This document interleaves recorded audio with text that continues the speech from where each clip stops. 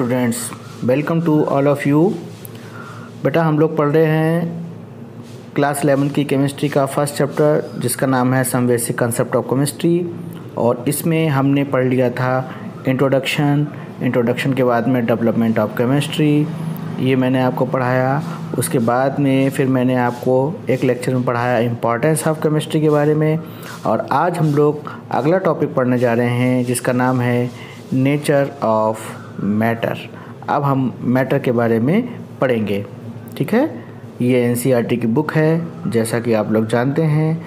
तो ये एनसीईआरटी की बुक मैं आपको पढ़ा रहा हूँ।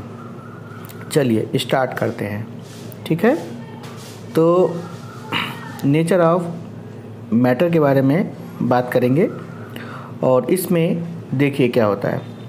You are already familiar with the term matter. आप लोग पहले से ही मैटर के बारे में जानते हैं कि मैटर क्या होता है ना। प्रीवियस क्लासेस में आप लोगों ने पढ़ा है anything which has mass and occupy space is called matter. जिसके पास मास है, कुछ भी ऐसी कोई भी चीज़ जिसके पास मास है और जो वॉल्यूम को ऑक्यूपाई करता है यानी कि जगह घेरता है, उसको क्या बोलते हैं आप लोग? को मास बोलते हैं, सॉरी मैटर बोलते हैं।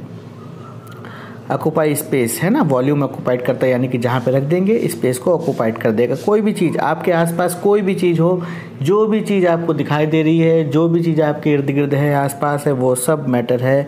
जैसे कि for example book, pen, pencil, water, air, है ना, लिविंग बींग्स एटसेट्रा। जो भी चीज़, anything around you is the form of matter, matter की फॉर्म है, ठीक है। आगे देखते हैं। सब कुछ जो है वो मैटर से बना हुआ है। All are composed of matter. You know that they have mass and they occupy space. जो भी आपको दिखाई दे रहा है वो मैटर है। क्यों? क्योंकि उसमें कुछ ना कुछ मास है और कुछ ना कुछ स्पेस ऑक्यूपाइड करता है। अब देखिए, let us recall the characteristic of the state of matter which you learned in your previous classes. चलिए अब कुछ जो है वो मैटर के कैरेक्टरिस्टिक की बात कर लेते हैं, जैसा कि आप लोगों ने पिछली क्लासों में पढ़ा हुआ है, 9th में, 10th में, है ना। तो चलिए स्टेट ऑफ मैटर की बात करते हैं कि मैटर की कितनी स्टेट होती हैं। बहुत ही वेल नोन है, ये आप जानते हैं। सॉलिड, लिक्विड, गैस, 3 स्टेट्स होती हैं जो कि आपको पता है। और ये सारे the constituent particle of matter in these 3 states can be represented as shown in the figure 1.1। और इनके अंदर जो एटम होते हैं, जो पार्टिकल होते हैं, वो कैसे होते हैं ये आपको 1.1 में यहाँ दिखाया गया है। देखिए ये फिगर है आपके पास में, है ना, ये फिगर है आपके पास में, ये आपको दिखाया गया है। सॉलिड के पार्टिकल ऐसे होते हैं, बिल्कुल पास एकदम क्लोज। लिक्विड के थोड़े दूर दूर होते हैं, गैस के और दूर दूर होते हैं, है ना। जो भी पार्टिकल्स हैं या फिर एटम्स हैं वो गैसों में बहुत दूर दूर होते हैं, लिक्विड में थोड़ा पास में होते हैं और सॉलिड में बिल्कुल पास में होते हैं। इसका मतलब क्या है कि सॉलिड में एटम्स या पार्टिकल के बीच में बहुत ज़्यादा स्ट्रॉन्ग अट्रैक्शन फोर्स होता है, लिक्विड में उनसे कम होता है और गैसों में उनसे भी कम होता है। चलिए ये तो सब आप लोग जानते हैं, पिछले क्लास में आप पढ़ के आए, जल्दी जल्दी पढ़ाते हैं आपको। देखिए तो क्या है, पार्टिकल्स लिखा हुआ है बेटा कि पार्टिकल्स आर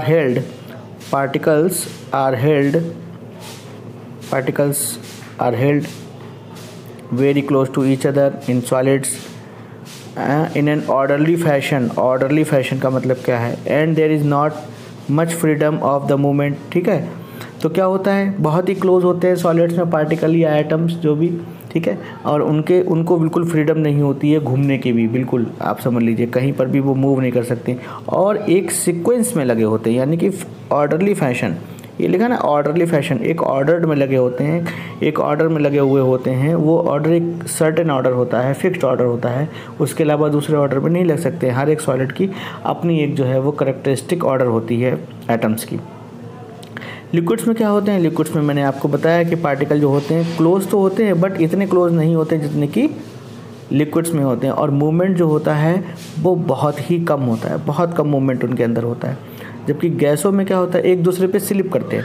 जो लिक्विड्स के जो पार्टिकल्स होते हैं वो एक स्लिपरी होते हैं, एक दूसरे पे स्लिप करते हैं, मतलब थोड़ा सा ही मूवमेंट उनके अंदर होता है। सॉलिड्स में बिल्कुल मूवमेंट नहीं होता है पार्टिकल्स में, लिक्विड में थोड़ा होता है, ज़्यादा नहीं होता।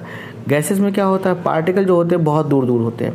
Particles are far apart compare to these present in the solid और लिक्विड। है ना, सॉलिड और लिक्विड की अपेक्षा बहुत ज़्यादा इसमें दूर दूर होते हैं और फ्री टू मूव होते हैं, मतलब कहीं पर भी जा सकते हैं, आसानी से मूवमेंट कर सकते हैं। And there movement is easy and fast, और उनको बहुत तेज़ी से मूवमेंट होता है। बिकॉज ऑफ सच अरेंजमेंट, इन सब अरेंजमेंट की वजह से पार्टिकल्स के different state of matter exist. ठीक है, इन जो पार्टिकल है और पार्टिकल के बीच में जो अट्रैक्शन फोर्स है, उस देखिए मैं जल्दी जल्दी इसलिए पढ़ा रहा हूँ ताकि ये सब पढ़ा हुआ है आपका।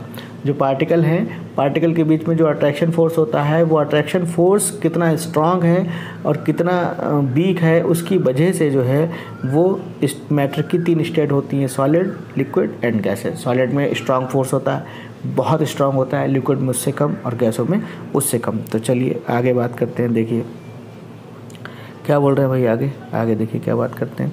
लिखा है कि solids have definite volume and definite shape. जाहिर सी बात है, जब स्ट्रांग फोर्स होगा, एक सर्टेन ज्योमेट्री होगी, तो वॉल्यूम भी उनका डेफिनेट होता है और उनका शेप भी डेफिनेट होता है। ठीक है, liquid have definite volume, liquid का वॉल्यूम तो डेफिनेट होता है but do not have definite shape, लेकिन शेप जो होता है वो डेफिनेट नहीं होता है। आपने देखा होगा कि आप जैसे वाटर ले लीजिए, वाटर को आप बकेट में रखेंगे तो बकेट जैसा हो जाएगा, उसको आप किसी पैन में डाल देंगे, किसी बर्तन में डाल देंगे तो बर्तन जैसा हो जाएगा, बॉटल में भर के रख लीजिए तो बॉटल जैसा हो जाएगा, बट है तो उसका वॉल्यूम जो है वो फिक्स्ड है। जैसे आपके पास में अगर 2 लीटर वाटर अगर हुआ तो 2 लीटर ही रहेगा, लेकिन शेप जो है वो अलग अलग हो जाएगा। जैसे आप डालेंगे शेप, जिस टाइप का आप शेप जो है वो, जिस टाइप के बर्तन में आप उसको डालेंगे उस टाइप का शेप जो है वो ले लेगा।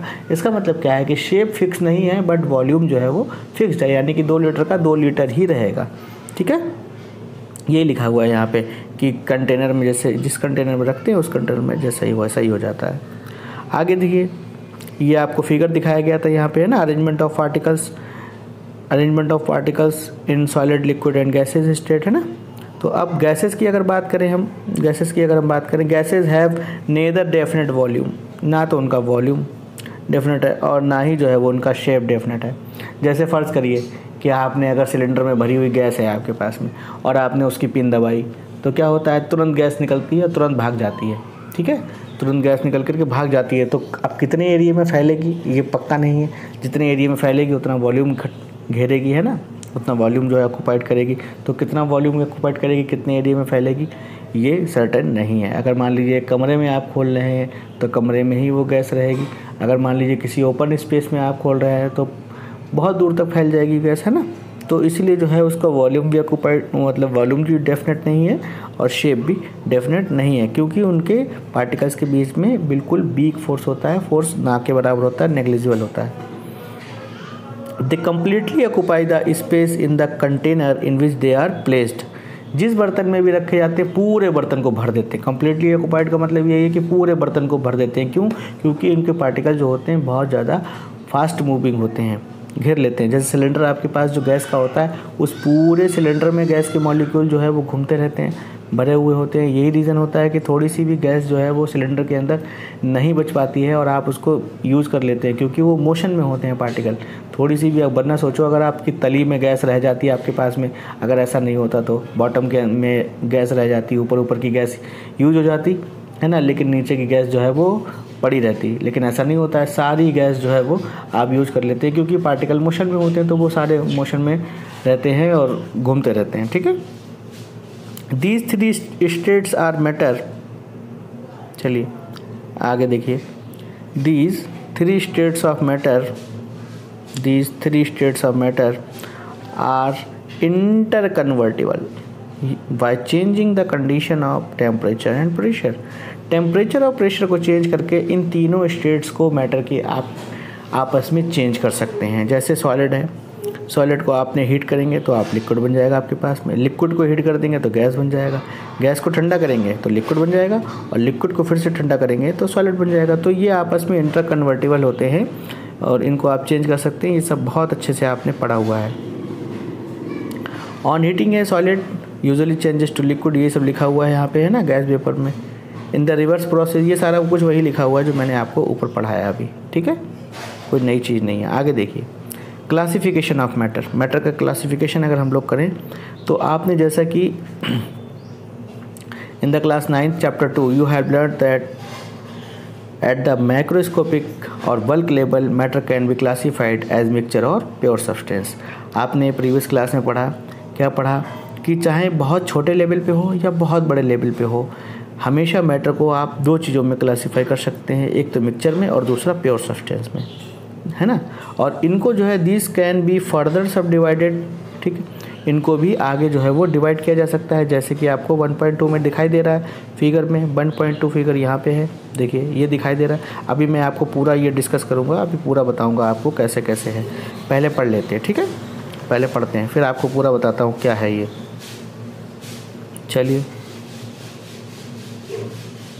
आगे देखते हैं। देखिए when all constituent particle of a substance are same, जब किसी भी सब्सटेंस के सारे पार्टिकल सेम हैं, किसमें कैसे सेम है, केमिकल नेचर में सेम है, तब इसको आप बोलेंगे कि सब्सटेंस कैसा है, प्योर है, ठीक है। किसी भी सब्सटेंस के सारे पार्टिकल केमिकल नेचर में अगर सेम है तो आप बोलेंगे कि सब्सटेंस प्योर है, ठीक है। और अगर कोई मिक्सचर है तो मिक्सचर में बहुत सारे टाइप के पार्टिकल हो सकते हैं, किसी मिक्सचर में बहुत सारे टाइप के पार्टिकल हो सकते हैं। लेकिन अगर किसी सब्सटेंस में एक ही टाइप के पार्टिकल हैं तो आप उसको क्या बोलेंगे, प्योर सब्सटेंस है।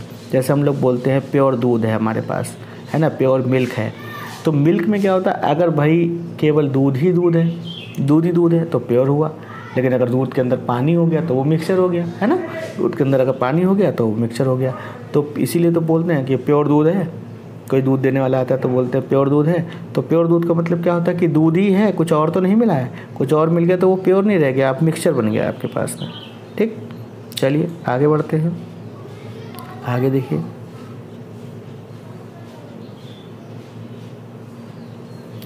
ए मिक्सचर कंटेन, अब मिक्सचर में क्या है भाई, पार्टिकल ऑफ 2 और मोर प्योर सब्सटेंस, है ना।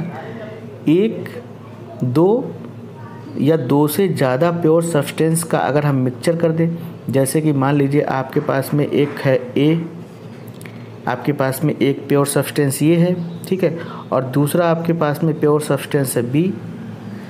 हालांकि ये प्योर है और दोनों को आपस में मिला दिया आपने, तो आपके पास में बन गया ए बी।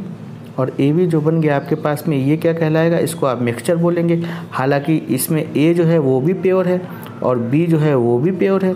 ऐसे ही अगर आप एक और मान लीजिए इसमें मिला देते हैं, सी मिला देते हैं, तब आपके पास में ये सी एक और मिल करके ए बी सी बन जाएगा। आपके पास में ए बी सी बन गया, तो ये क्या हुआ, ये भी एक मिक्सचर हुआ आपके पास में, है ना। तो इस टाइप से क्या हुआ कि जब 2 या 2 से ज़्यादा प्योर सब्सटेंस मिल जाते हैं तब हमारे पास क्या बन जाता है, मिक्सचर बन जाता है। और इस मिक्सचर में जो ये आपके पास में सब्सटेंस हैं वो किसी भी रेशियो में हो सकते हैं। ये भी हो सकता है कि जैसे मान लो मैंने अभी आपको ए बताया, बी बताया, है ना, तो ये ए बी बनाया इन्होंने, तो ये भी हो सकता है बेटा कि ए ज़्यादा है इसमें बी कम है, या बी ज़्यादा है ए कम है, या हो सकता है दोनों 50-50% मिले हों, या और भी रेशियो हो सकता है। तो रेशियो से मतलब नहीं है, रेशियो कुछ भी हो सकता है ना। May be present in any ratio, ये लिखा हुआ ना यहाँ पे कि एनी रेशियो, किसी भी रेशियो में हो सकते हैं। हेंस इस प्रकार देयर कंपोजिशन इज़ वेरिएबल, तो उनका कंपोजिशन क्या है, वो वेरिएबल है। मिक्सचर का कंपोजिशन वेरिएबल होता है। जैसे मैं आपको बताऊँ, जैसे मान लीजिए मैं अभी आपको मिल्क का एग्जाम्पल दे रहा था, तो मिल्क के एग्जाम्पल में क्या है भाई, मिल्क है, मान लो ये मिल्क है आपके पास में, है ना, ये मिल्क है। अब इसमें आप चाहे तो बिल्कुल थोड़ा सा पानी आप ऐड कर दीजिए, थोड़ा सा पानी आपने ऐड किया, या और ज़्यादा पानी आप ऐड करिए, या हो सकता है और ज़्यादा पानी आपने ऐड कर दिया हो, तो कंपोजिशन तो अलग अलग हुआ ना, है ना, रेशियो तो अलग अलग हुआ, रेशियो अलग अलग हो गया वाटर का इसके अंदर। तो ये मिक्सचर का जो आपके पास में कंपोजिशन है ये भी अलग अलग हो गया एक तरीके से देखा जाए तो, है ना। तो यही होता है। तो प्योर सब्सटेंस फॉर्मिंग तो इसीलिए क्या होता है, कंपोजिशन कैसा हो जाता है, वेरिएबल हो सकता है। मिक्सचर में जो कंपोनेंट हैं उसके वो वेरिएबल हो सकता है, उसकी वजह से मिक्सचर का composition. Pure substance forming mixture are called its component. वही कंपोनेंट मैंने अभी आपको बताया कि जो हमने ए और बी मिलाया था, जैसे मान लीजिए मैंने अभी ए मिलाया और बी मिलाया, तो हमारे पास क्या बना, AB बना। तो अब जो मिक्सचर बन गया, ये तो मिक्सचर है, ये दोनों प्योर सब्सटेंस है। अब इनको हम क्या बोलेंगे, मिक्सचर के कंपोनेंट बोलेंगे, ठीक है। इसको भी और इसको भी हम मिक्सचर का कंपोनेंट बोलेंगे कि इस मिक्सचर यानी कि जो AB मिक्सचर है हमारे पास में, उसके कंपोनेंट क्या हैं, A है और B है, ठीक, ऐसे बोलेंगे। तो कंपोनेंट बोलेंगे many of substance present around you are mixtures. आपके अगल बगल जितनी भी चीज़ें दिखाई दे रही हैं, आपके आसपास जितनी भी चीज़ें दिखाई दे रही हैं, वो ज़्यादातर क्या हैं, सब क्या हैं, सब मिक्सचर ही हैं। फॉर एग्ज़ाम्पल देखिए, आपको एक बहुत ही सिंपल एग्जांपल यहाँ पे दिया गया है शुगर का। जैसे आपने शुगर में क्या करा, पानी ऐड कर दिया, पानी में थोड़ी सी शुगर डाल दी, मतलब वही हम लोग जो शरबत बनाते हैं वो भी एक टाइप का मिक्सचर है। या फिर आपने एयर देखेंगे, एयर क्या है भाई, air is the mixture of different gases, बहुत सारी गैसेस एटमॉस्फेयर में है ना। तो एयर क्या है, गैसों का मिक्सचर है, तो वो भी एक टाइप का मिक्सचर हुआ।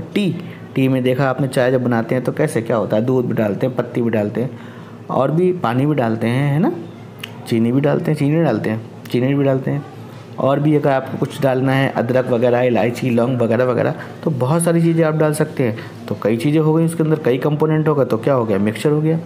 ये सब क्या है, मिक्सचर है। अब मिक्सचर की बात हो गई बच्चे, अब यहाँ पर एक बात और आती है सामने, मिक्सचर। जो मिक्सचर है बेटा आपके पास में, वो दो टाइप के हो सकते हैं। एक हो सकते हैं होमोजीनियस और दूसरे हो सकते हैं हेट्रोजीनियस। होमो का मतलब ही सेम होता है, होमो, ये जो वर्ड आपको लिखा है ना होमो, जहाँ पर भी कहीं पे आपको होमो दिख जाए उसका मतलब होता है सेम, और जहाँ पर आपको हेटेरो दिख जाए उसका मतलब होता है डिफरेंट, ठीक है।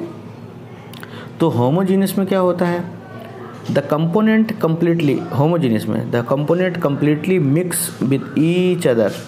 इसमें क्या होता है, इसमें जो कंपोनेंट है मिक्सचर के, वो बिल्कुल आपस में मिल जाते हैं, कम्प्लीटली मिक्स हो जाते हैं। This means particle of components of the mixture are uniformly distributed throughout. इसका मतलब क्या हुआ कि जो पार्टिकल हैं वो मिक्सचर में इवनली या यूनिफॉर्मली डिस्ट्रीब्यूटेड है। जैसे फॉर एग्जांपल आपको चीनी का ही और चीनी नमक का या चीनी का मैं शरबत का बताऊँ आपको, तो आप क्या देखते हैं, आप ये देखते हैं कि ऐसा तो नहीं कि जैसे आपने मान लीजिए ये मिलाया चीनी का शरबत बनाया, तो ऐसा तो नहीं आपको कहीं पे ज़्यादा मीठा लगता है, कहीं पे कम मीठा लगता है ना, एक जैसा ही लगता है ना, पूरा एक जैसा ही लगता है जब आप उसको सही तरीके से मिला देते हैं। तो इसी तरीके से आपने नमक और चीनी का घोल अगर आपने बनाया तो वो भी आपको थ्रू आउट एक ही जैसा लगता है, ऐसा नहीं लगता कि कहीं पर जो है वो ज़्यादा मीठा है, कहीं पे कम मीठा है। तो ये कैसा हुआ, ये एक होमोजीनियस मिक्सचर हुआ आपके पास में, होमोजीनियस मिक्सचर हुआ, ठीक है। आगे बढ़ते हैं और देखिए, चलिए अभी ये डिस्कस करूँगा मैं आपसे, ये डिस्कस करूँगा अभी, पहले पढ़ाता हूँ, ठीक। अब देखिए,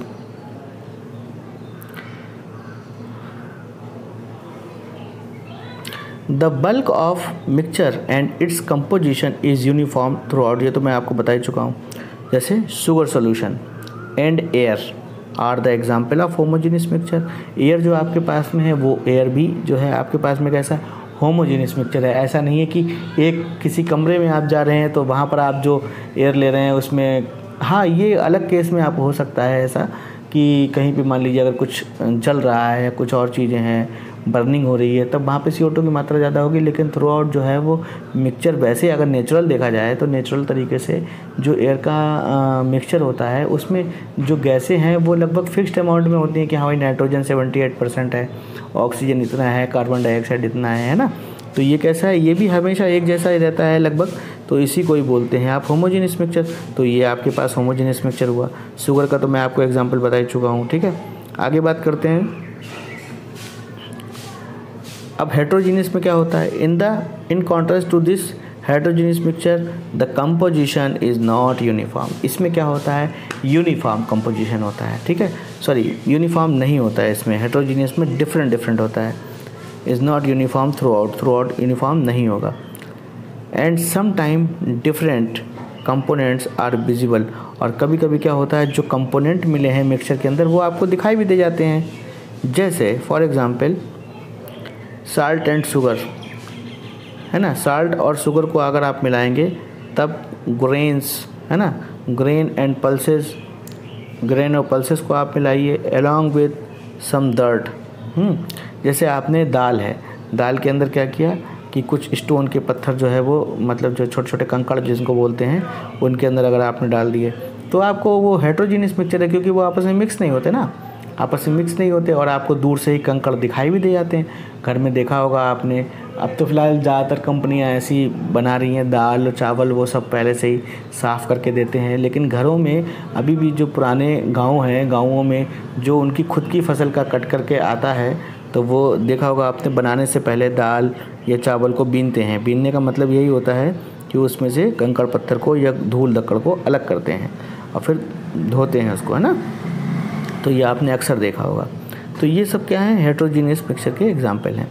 you can think of many more example of mixtures, बहुत सारे और भी एग्जाम्पल हैं आप देख सकते हैं, which you come across in the daily life. Daily life में बहुत सारे आपको ऐसे एग्जाम्पल मिलेंगे।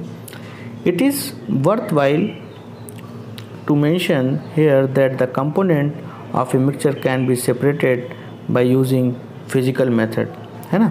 ये भी आपको बताना ज़रूरी है यहाँ पे कि फिज़िकल मेथड से भी आप जो है वो कंपोनेंट को अलग कर सकते हैं हेट्रोजीनियस मिक्सचर को। जैसे फॉर एग्जांपल हैंड पिकिंग, जो मैंने अभी आपको बताया, दाल या चावल को हाथ से साफ़ करते हैं घर में हमारी मम्मी लोग, और भी चीज़ें हैं ना, और भी लोग। तो क्या होता है कि वो हैंड पिकिंग उसको बोलते हैं, मतलब कंकड़ अगर आपको दिखाई दे रहा है तो आप उसको हाथ से पकड़ के अलग कर सकते हैं। फिल्टरेशन, फिल्टर कर सकते हैं, छान सकते हैं। जैसे आपने आटे का एग्जाम्पल देखा होगा, घर में जो आटा होता है उसकी रोटी बनाई जाती है उसको छन्नी से छाना जाता है।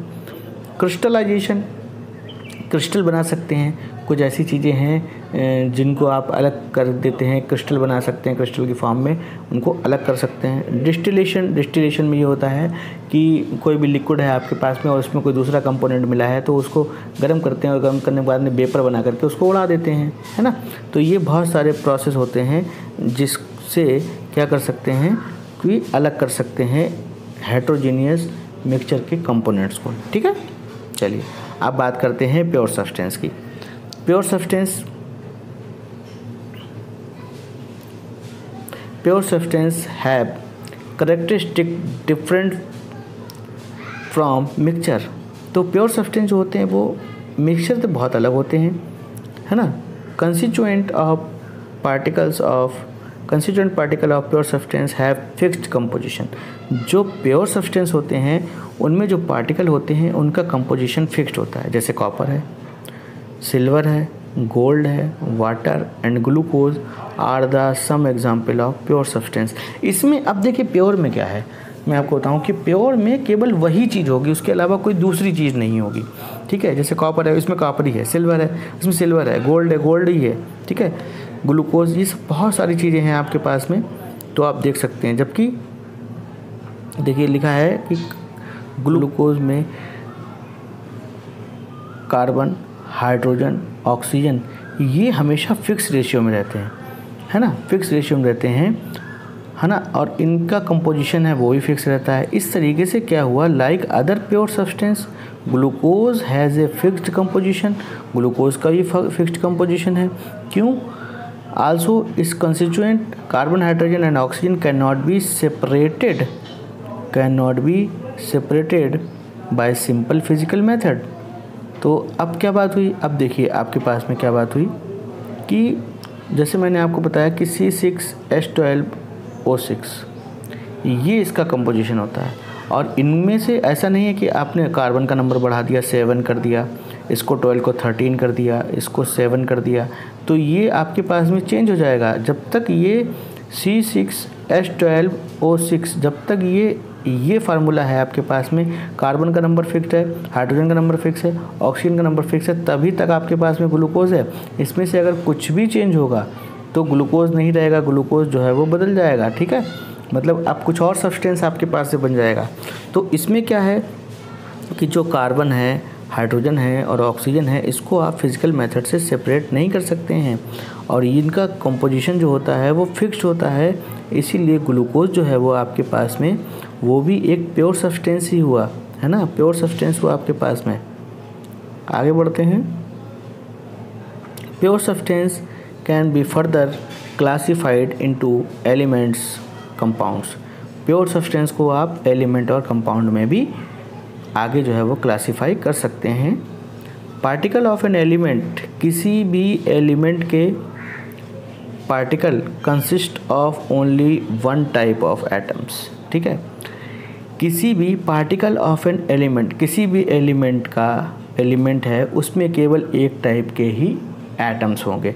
जैसे मैं आपको फॉर एग्जांपल फास्फोरस दिखा दूँगा, ये फास्फोरस है, फास्फोरस का एक एलिमेंट है, इसको आप एक एटम भी कह सकते हैं। जैसे मान लीजिए नाइट्रोजन है, नाइट्रोजन ये एक एलिमेंट है और नाइट्रोजन का ये एक एटम भी है। अब मैंने N2 कर दिया, ठीक है, तो ये नाइट्रोजन का एक मॉलिक्यूल बन गया और इसके अंदर जो है वो 2 एटम हो गए, है ना। तो क्या हुआ कि element consist of only one type of atom. ठीक है, तो क्या हुआ, पार्टिकल ऑफ एन एटम, किसी भी एलिमेंट के जो पार्टिकल होते हैं उनमें एक टाइप के ही एटम होते हैं। दीज पार्टिकल्स में एग्जिस्ट एज एटम और मॉलिक्यूल्स। देखिए वही चीज़ मैं भी आपको बता चुका हूँ पहले कि ये पार्टिकल जो हैं एटम, ये एक एटम हो गया, एटम की फॉर्म में हो सकते हैं, या फिर मॉलिक्यूल N2 अगर आप लिख देंगे तो ये मॉलिक्यूल हो गया। ठीक है, तो एटम की फॉर्म में या मॉलिक्यूल की फॉर्म में एग्जिस्ट करते हैं। ठीक है, you may be familiar with atoms and molecule from the previous classes, है ना। आप जो है प्रीवियस क्लासेस से ही आप जो है वो एटम और मॉलिक्यूल के बारे में जानते हैं। However you will be studying about them in detail in unit 2। अब जो है इसके बारे में आपके आगे जो एक चैप्टर है उसका नाम है एटॉमिक स्ट्रक्चर, उसमें आप जो है वो डिटेल में पढ़ेंगे। Sodium, copper, silver, hydrogen, oxygen etcetera are some example of element, ये सब एलिमेंट होते हैं। Their all atoms are of one type, है ना। इनके जो एलिमेंट्स, जो आपके पास में एलिमेंट हैं, इनके जो एटम हैं वो सबके वन टाइप के। जैसे सोडियम में दिखाऊँ आपको, ये Na सोडियम होता है, कॉपर Cu होता है ना। तो इस टाइप से सिल्वर Ag होता है, हाइड्रोजन, ऑक्सीजन वगैरह वगैरह सब जानते हो आप लोग, ज़्यादा कुछ नहीं देखना है। There are atoms are of one type. इन सब के जो एटम्स होते हैं वो केवल एक ही टाइप के होते हैं। However the atom of different element are different in nature. जबकि डिफरेंट एलिमेंट के एटम जो होते हैं वो डिफरेंट होते हैं। ये तो जाहिर सी बात है, बिल्कुल ऑब्वियस सी बात है ना। अब देखिए, some elements such as sodium और copper contain atoms as their constituent particle, whereas in some others the constituent particle are molecule which are formed by 2 or more atoms। अब देखिए क्या बोल रहे हैं कि जैसे मान लीजिए आपके पास में सोडियम है या कॉपर है। जैसे सोडियम, ये मैंने आपको बताया, ये सोडियम हो गया, NaCu, ये कॉपर होता है ना। कॉपर है आपके पास में और आपके पास में सोडियम है, कॉपर है। इनमें क्या जो एटम होते हैं, जो पार्टिकल इनके हैं, उनमें जो है वो एक ही टाइप के एटम होते हैं, है ना। Contain atom as their constituent particle. उनमें जो एटम हैं वो उनके पार्टिकल की तरह ही हैं, ठीक। जबकि दूसरों में क्या होता है, दूसरे औरों में क्या होता है कि कंस्टिट्यूएंट पार्टिकल जो हैं वो मॉलिक्यूल की फॉर्म में होते हैं। कंस्टिट्यूएंट पार्टिकल जो है कैसे हैं, तो देखिए मैं आपको बता रहा था कि सोडियम है आपके पास में, सोडियम और कॉपर, इनमें contain atoms as their constituent particle. इनमें जो इनके पार्टिकल हैं जिनसे मिलके ये बना है, तो वो क्या है, वो एटम है, ठीक है। यानी कि सोडियम और कॉपर जो है वो एटम को पार्टिकल की तरह उनमें है, ट्रीट हो रहे हैं, ठीक है। Whereas in some other, जबकि दूसरों में क्या है, कंस्टिट्यूएंट पार्टिकल जो है वो मॉलिक्यूल की फॉर्म में है, कंस्टिट्यूएंट पार्टिकल जो है वो मॉलिक्यूल की फॉर्म में है। या आप सीधे सीधे ऐसे समझ सकते हैं कि कॉपर या सोडियम, जैसे ये सोडियम है आपके पास में और ये जो है कॉपर है, ये इनके ये सोडियम का पार्टिकल है, ये कॉपर का पार्टिकल है आपके पास में, तो ये सोडियम का एटम भी है और ये कॉपर का भी एटम है ना। तो क्या हुआ कि इनका जो पार्टिकल है वो एटम, या एटम जो है वो पार्टिकल की तरह ट्रीट हो रहे हैं। यहाँ पर सोडियम और कॉपर में एटम जो है वो पार्टिकल की तरह ही ट्रीट हो रहे हैं। जबकि दूसरे में औरों में अगर हम देखें तो कहीं कहीं पर क्या है, whereas in some other the constituent particle are molecule which are formed by 2 और मोर एटम्स। उनमें क्या है, कंस्टिट्यूएंट पार्टिकल जो हैं, जैसे मैं आपको बोल दूं कि वाटर है आपके पास में, ये वाटर है, ठीक है, ये वाटर है, तो ये वाटर का एक मॉलिक्यूल है, वाटर का एक मॉलिक्यूल है। अब मॉलिक्यूल कैसे बना है, 2 हाइड्रोजन के एटम लगे हैं इसमें और 1 ऑक्सीजन का एटम है, मिलकर के एक वाटर मॉलिक्यूल बनाया गया है। तो वही चीज़ बात हो रही है कि in some others the constituent particle are molecule which may be found by 2 और मोर एटम्स, 2 या 2 से ज़्यादा एटम से मिलकर के जो है वो बन जाता है एक मॉलिक्यूल, और उनमें जो मॉलिक्यूल हैं वही उनके पार्टिकल हैं। पार्टिकल किस फॉर्म में है, मॉलिक्यूल के फॉर्म में है। For example hydrogen, nitrogen and oxygen gases consist of molecules. जैसे हाइड्रोजन आपके पास में H2 होता है, देखिए 2 आपके पास में इसमें हाइड्रोजन के एटम है, एक मॉलिक्यूल है हाइड्रोजन का, ठीक है, नाइट्रोजन N2 है ना, ऑक्सीजन O2, 2 एटम है बट एक मॉलिक्यूल है। In which 2 atom combine to give their respective molecule, है ना, ये चीज़ मैं आपको बताया, ये फिगर 1.3 में आपको दिखाया गया है। जैसे ये देखिए, ये एटम्स हैं हाइड्रोजन का, ऑक्सीजन का, नाइट्रोजन का, कॉपर का, सोडियम का, ठीक। ये जो आपको साइज़ दिखाया है, ये साइज़ ऐसे ही होता है। अब देखिए आगे क्या है, हाइड्रोजन और हाइड्रोजन, ये मैं भी आपको बता रहा था, हाइड्रोजन 2 आपस में एटम मिल जाएंगे तो बन जाएगा एक हाइड्रोजन का मॉलिक्यूल H2, जैसा कि आप जानते हैं, अभी मैंने आपको बताया। इसी तरीके से ऑक्सीजन के 2 एटम अगर मिल जाते हैं तो एक आपके पास में ऑक्सीजन का मॉलिक्यूल बन जाता है O2, है ना। तो ये सारी चीज़ें हैं आपके पास में। आगे देखिए, बोल रहे हैं कि when 2 or more atoms of different element के 2 या 2 से ज़्यादा एटम जब मिल जाते हैं कोई डेफिनेट रेशियो में, तब आपके पास एक कंपाउंड बन जाता है, ठीक है, कंपाउंड बन जाता है।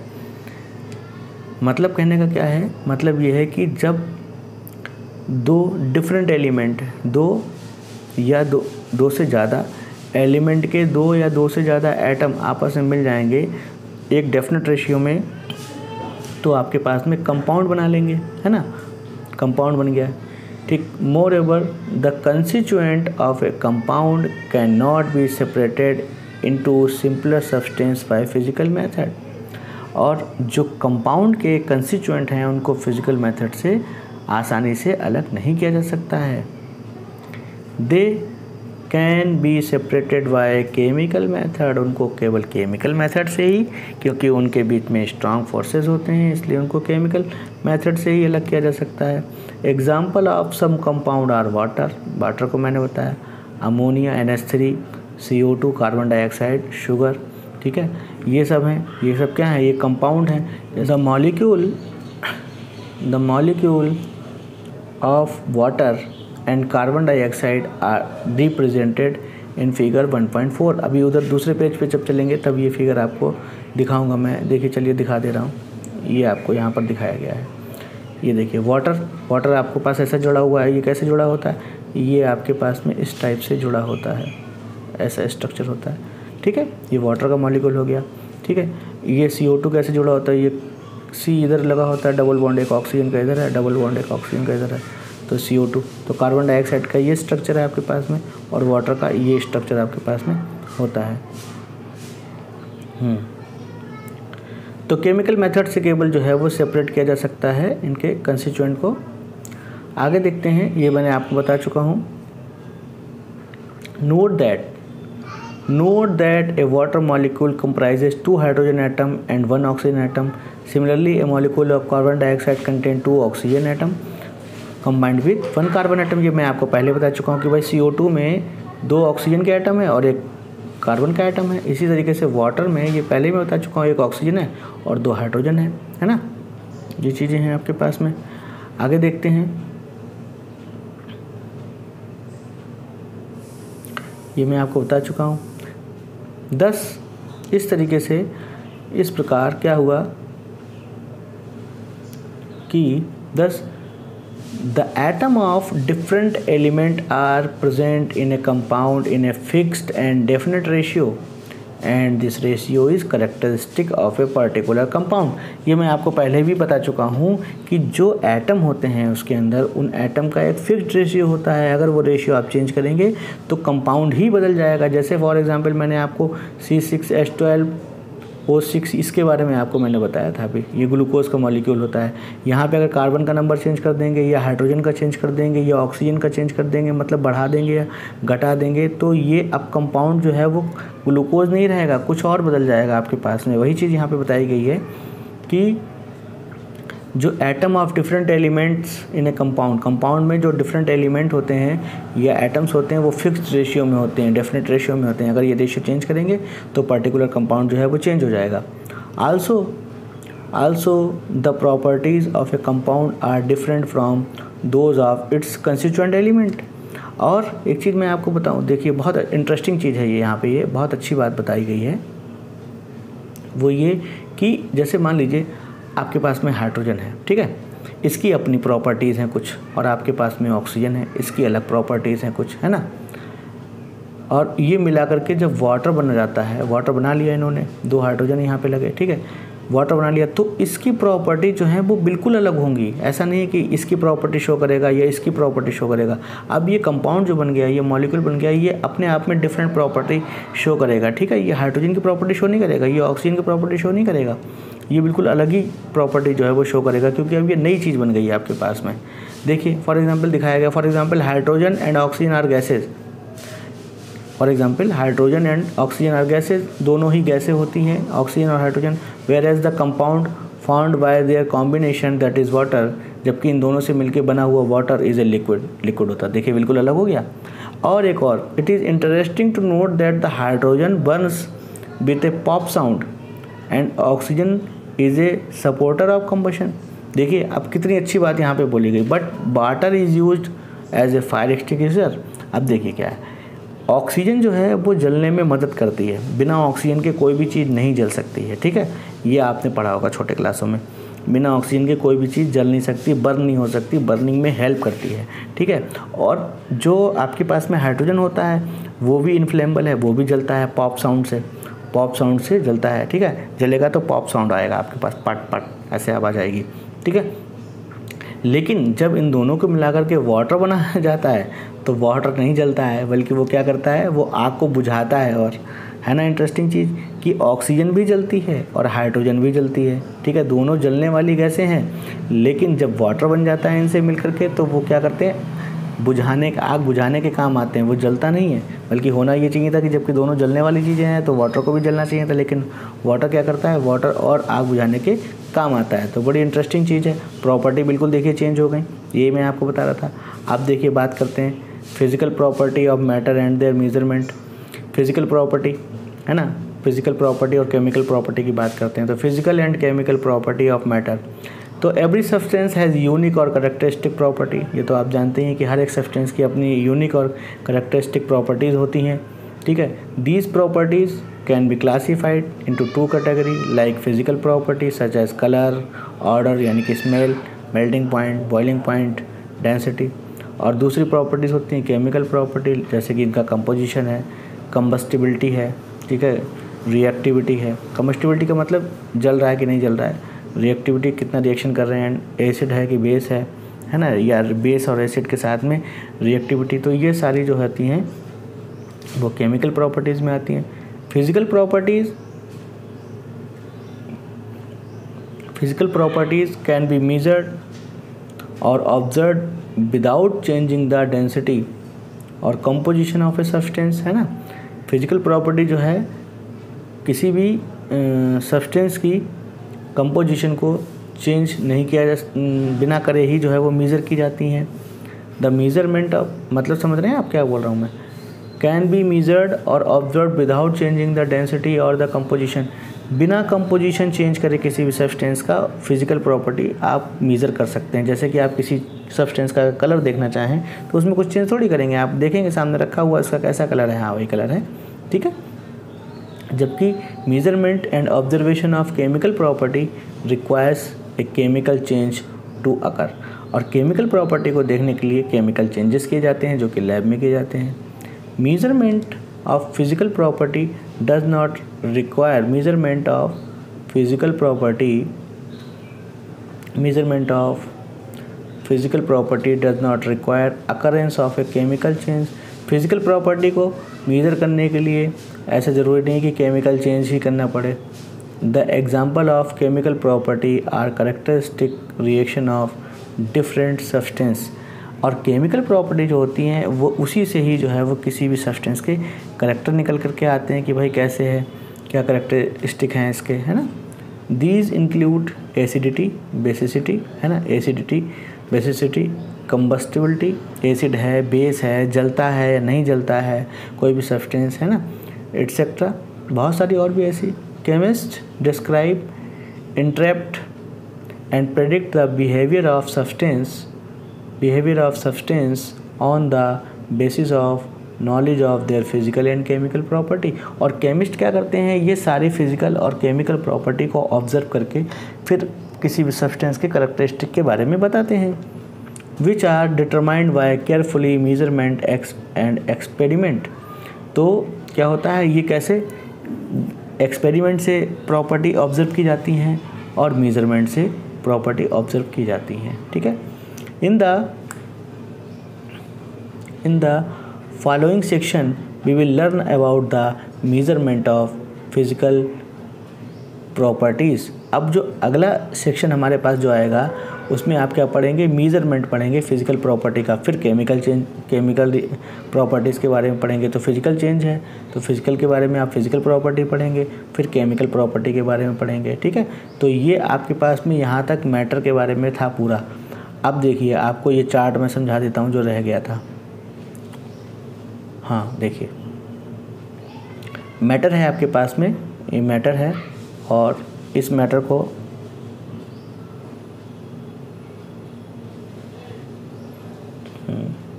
अब देखिए, तो ये मैटर है। मैटर को मैंने आपको बताया कि दो पार्ट्स में आप क्लासिफाई कर सकते हैं, प्योर सब्सटेंस और मिक्सचर में। प्योर पे क्या होता है, सब एक जैसी चीज़ें होती हैं, है ना, और मिक्सचर में क्या होता है, दो डिफरेंट चीज़ें होती हैं, है ना, दो डिफरेंट चीज़ें होती हैं, दो डिफरेंट कंपोजिशन होता है। इसमें जो है वो कंपोजिशन सेम होता है। फिर प्योर सब्सटेंस में आपके पास में क्या क्या है, एलिमेंट्स हो सकते हैं, ये कंपाउंड हो सकता है, ये हम पीछे डिस्कस कर चुके हैं। और मिक्सचर में क्या होता है, मिक्सचर दो टाइप के होते हैं आपके पास में, होमोजीनियस और हेट्रोजीनियस, ये भी हम आपको बता चुके हैं।